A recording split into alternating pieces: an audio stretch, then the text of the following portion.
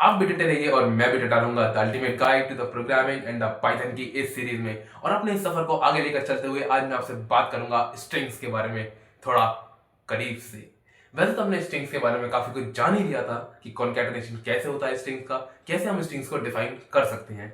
String एक बहुत ही special data type है पाइथन में। जो भी चीज हम डबल कोट्स या सिंगल कोट्स में डालते हैं वो सारा कुछ पाइथन में स्ट्रिंग्स बन जाता है, चाहे वो हमारा नाम हो, कोई पोयम हो या कुछ और। तो आज कुछ और तरीके के बारे में बताऊंगा जिनसे स्ट्रिंग्स को डिफाइन किया जा सकता है, और बहुत कुछ और भी जानेंगे। तो चलता हूं अपनी कंप्यूटर स्क्रीन की तरफ एंड लेट्स गेट स्टार्टेड। अब ये स्ट्रिंग क्या होता है? अब जैसा कि हमको ऑलरेडी पता है यार कि a string is a sequence of characters used to store text data in Python. अब जैसे कि अगर मैं यहाँ लिखूं कि नेम इक्वल्स देवांश, तो यहाँ मैंने ये स्ट्रिंग डिफाइन कर दी। और अब अगर मैं यहाँ एक और स्ट्रिंग डिफाइन करूँ कि फ्रेंड इक्वल्स रोहित,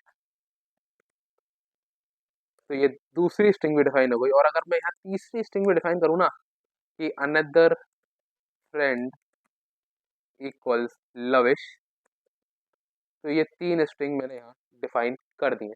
अब ये जो लविश है ना, इसको अगर मैं सिंगल कोट्स में डालना चाहूँ डबल कोट्स की जगह, तो देखो ये मैंने सिंगल कोट्स में डाल दिया। और अगर इसे मैं रन करूँ तो यहाँ मुझे कोई एरर देखने को नहीं मिलेगा। इसका मतलब ये कि चाहे डबल कोट्स हो चाहे सिंगल कोट्स हो, पाइथन उसे एज अ स्ट्रिंग ही ट्रीट करेगा। और यही चीज मैंने यहाँ भी लिखी है कि strings can be written inside single quotes or double quotes no matter how you define it.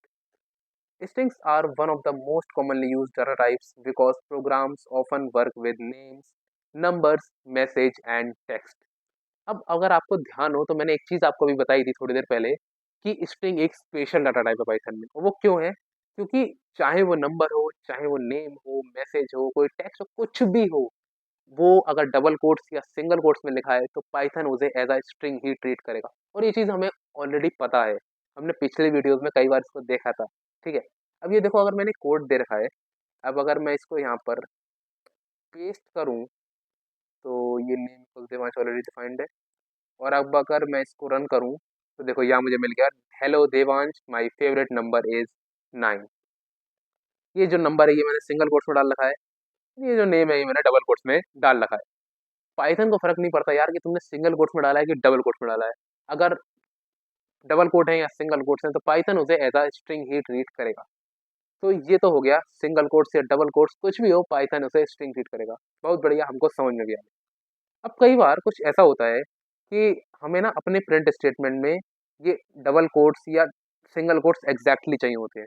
अब जैसे अगर कोई आपसे कहे कि ये प्रिंट कर दो यार, मतलब ये जो पूरा है ना कि hello today I am at Taj Mahal, तो आप कहोगे ठीक है यार, मतलब मैं एक स्ट्रिंग डिफाइन करता हूँ ताज, और उसमें डबल कोट्स में डाल देता हूँ ये सारा कुछ जितना भी है, ये hello today I am at Taj Mahal, ये पूरा मैंने उठाया और यहाँ चिपका दिया। ठीक है, और अब अगर मैं यहाँ पे एक प्रिंट स्टेटमेंट में प्रिंट भी कराऊँ ना ताज, तो मुझे यहाँ प्रिंट होता हुआ दिखाई देना चाहिए। उई, यहाँ तो एरर आ गया। हाँ जी, एरर आ गया। अब ये एरर क्या कह रहा है? ये एरर ये कह रहा है कि यार इनवैलिड सिंटैक्स, मतलब आप ना ये डबल कोट्स के अंदर डबल कोट्स को नहीं डाल सकते। अब इसका समाधान ये है, या तो हमने एस्केप सीक्वेंस करैक्टर पढ़े थे, या तो हम उनका यूज़ कर लें। जैसे ये एक एस्केप सीक्वेंस करैक्टर लगाया और ये दूसरा लगाया। और अब अगर मैं इसको रन करूँगा तो देखो यहाँ ये काम 36 हो चुका है। मुझे अपने प्रिंट स्टेटमेंट में ये दोनों ही डबल कोट्स यहाँ प्रिंट होते हुए दिखाई दे चुके हैं। बट अगर मैं एस्केप सीक्वेंस से अपना काम 36 नहीं करना चाहता तो मैं यहाँ पर इस पूरी स्ट्रिंग को सिंगल कोट्स में डाल दूंगा। मतलब मुझे अपने प्रिंट स्टेटमेंट में डबल कोट्स चाहिए, तो बाकी बची हुई जो पूरी स्ट्रिंग है मैं उसको सिंगल कोट्स में डाल दूंगा। और अब देखो अगर मैं इसको रन करूंगा तो यहाँ कोई एरर नहीं आया और एग्जैक्टली ये डबल कोट्स मुझे यहाँ दिख गए प्रिंट होते हुए। ठीक है, तो ये तो हो गया सारा कार्यक्रम सिंगल लाइन स्ट्रिंग्स का। ठीक है, अब मैं आपको बताना चाहता हूँ मल्टी लाइन स्ट्रिंग्स के बारे में। अब ये मल्टी लाइन स्ट्रिंग्स क्या होती हैं? मल्टी लाइन स्ट्रिंग्स का मतलब ये होता है कि जैसे मैं चाहता हूँ कि मेरी स्ट्रिंग में मल्टीपल लाइन्स हो, जैसे ये। और अब अगर मैं यहाँ लिखूँ कि हेलो देवांश, उसके बाद माई फेवरेट नंबर इज 9, मतलब मल्टीपल लाइन्स हो, जैसे ये लाइन ये लाइन ये लाइन ऐसे करके ये मल्टीपल लाइन्स, और अब अगर मैं इसको रन करूँ एग्जैक्टली ऐसा ही चाहूँ तो यहाँ मुझे एरर देखने को मिलेगा। अब ये एरर क्या है, ये एरर ये कह रहा है unterminated string literal detected at line 8।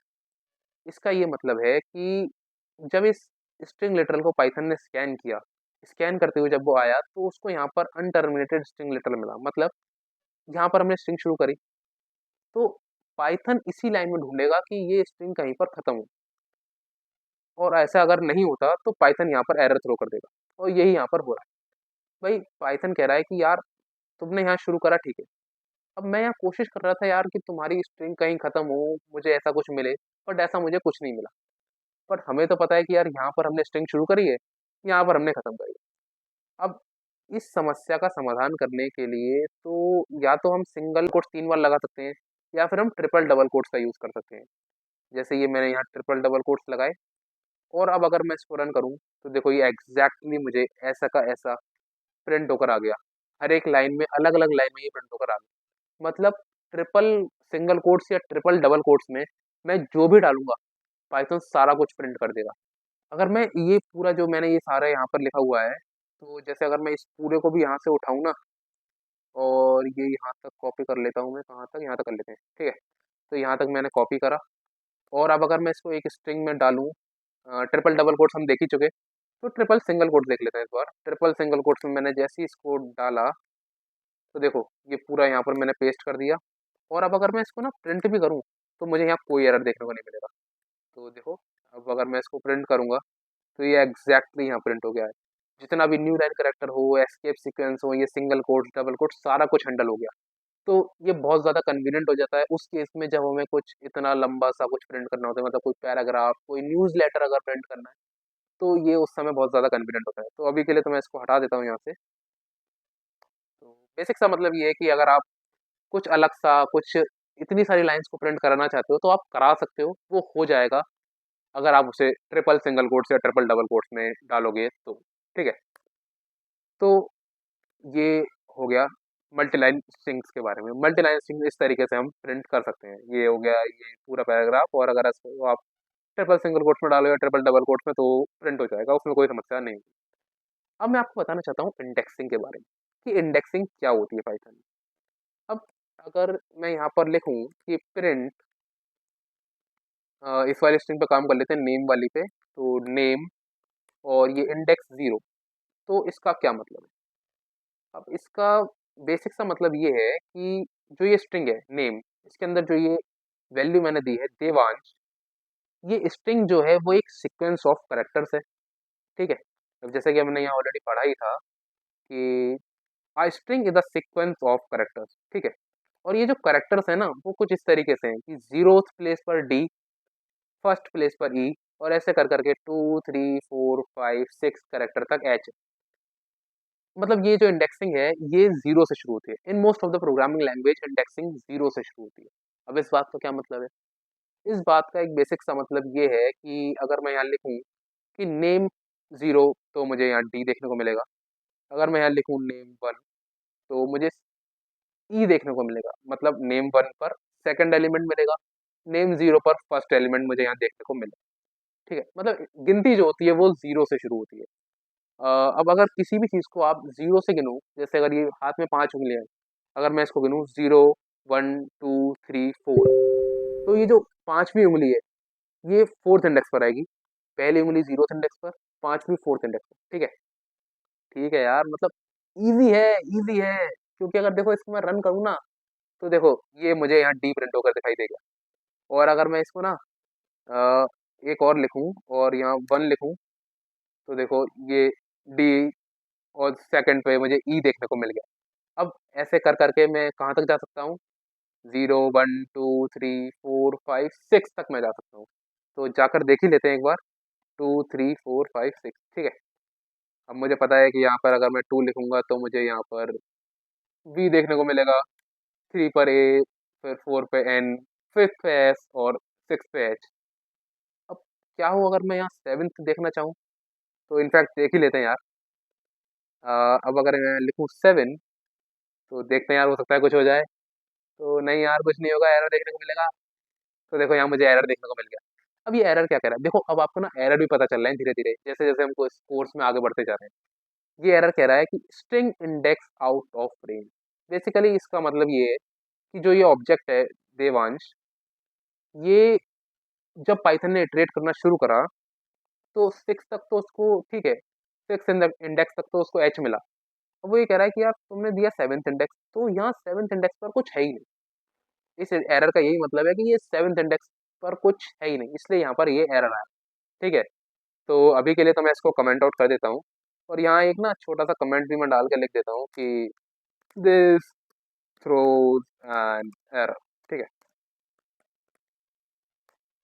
ठीक है। तो ये तो थी हमारी 6-7 कैरेक्टर की स्ट्रिंग। तो मैंने इसको यहाँ पे 0 1 2 3 4 5 6 एक एक करके यहाँ पर प्रिंट कर लिया। बट क्या हो अगर मैं कहूँ कि मुझे ये ताज स्ट्रिंग के सारे कैरेक्टर्स प्रिंट कराने हैं। हाँ पता है यार, एक तरीका तो ये है कि मैं 0 1 2 3 4 करके पूरी ट्रेन चला सकता हूँ जितनी भी इसकी लेंथ है। बट उसमें ना दो समस्या होंगी। पहली समस्या तो ये है कि मुझे ये सारे कैरेक्टर्स गिनने पड़ेंगे, ये कितने कैरेक्टर्स हैं। और फिर उसके बाद ये न्यू लाइन कैरेक्टर, ये सिंगल कोट्स, ये डबल कोट्स, ये सारे मुझे डालने पड़ेंगे।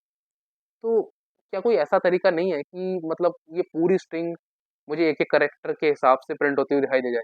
तो जवाब है हाँ है, और वो है for loop. For loop through string. जैसे अगर आप यहाँ देखोगे तो देखो ये looping through the string. We can use a for loop to print every character of a string one by one. तो मैं यहाँ पे आपको अगर प्रिंट करके दिखाना भी चाहूँ तो यहाँ मैं लिखता हूँ एक for loop for C H in string. अभी के लिए पहले नेम वाली को पकड़ते हैं, ये नेम आ गया, ये कॉलन, उसके बाद प्रिंट सी एच। और अब देखो अगर मैं इसको रन करूँ तो ये आ गई पूरी स्ट्रिंग। ये तो वो आ गए जो मैनुअली मैंने करे थे, DEVANSH, और उसके बाद ये देखो ये आ गए। इसको ना कुछ इस तरीके से और कर लेते हैं, थोड़ा सा क्लैरिटी बढ़ा देते हैं इसमें। इसमें ना यहाँ एक मैं प्रिंट स्टेटमेंट मारता हूँ कि प्रिंट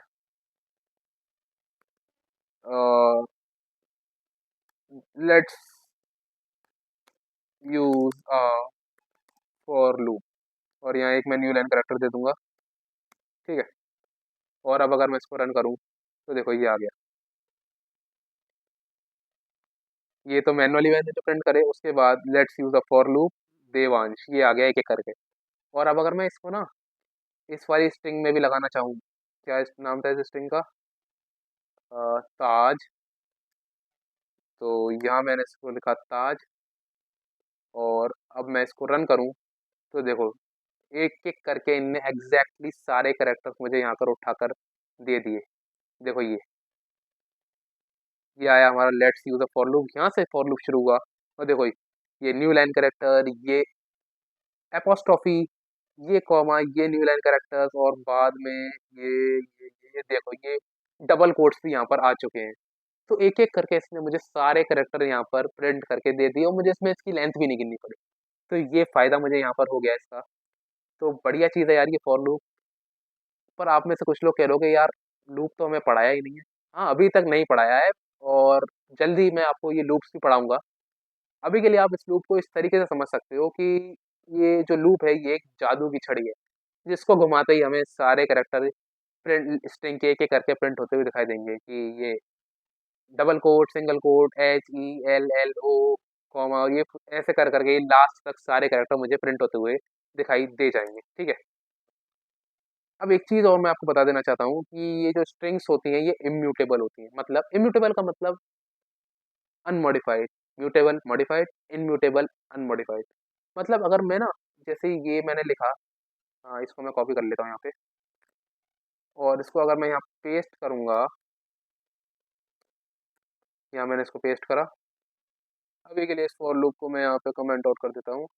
ये करा मैंने इसको कमेंट आउट। अब अगर मैंने यहाँ लिखा ना कि टेक्स्ट हेलो, ये एक स्ट्रिंग मैंने डिफाइन करी टेक्स्ट हेलो, इस सबको मैं अभी यहाँ के लिए कमेंट आउट करता हूँ अभी के लिए। ये मैंने लिखा एक टेक्स्ट हेलो नाम से एक स्ट्रिंग बनाई। और अब अगर मैं ना इस टेक्स्ट को इस इंडेक्स पे कुछ चेंज करना चाहूँ, मान लो मैं यहाँ फर्स्ट इंडेक्स पे चाहता हूँ कि हेलो ना ये येलो हो जाए, तो ये जो है अगर मैं इसको रन करूँगा तो यहाँ मुझे एरर दिखा मुझे। तो देखो ये आ गया एरर। ये कह रहा है कि str object does not support item assignment.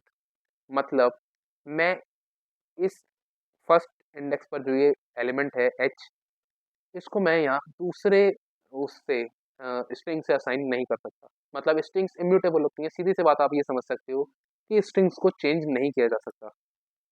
ये अगर मैंने एक स्ट्रिंग डिफाइन करी है और अगर मैं चाहूँ कि इस स्ट्रिंग में कुछ मॉडिफिकेशन मैं कर दूँ कि हेलो का येलो कर दूँ, तो इस तरीके से मैं यहाँ इसको असाइनमेंट नहीं कर सकता, मैं इसको रिप्लेस कर सकता हूँ।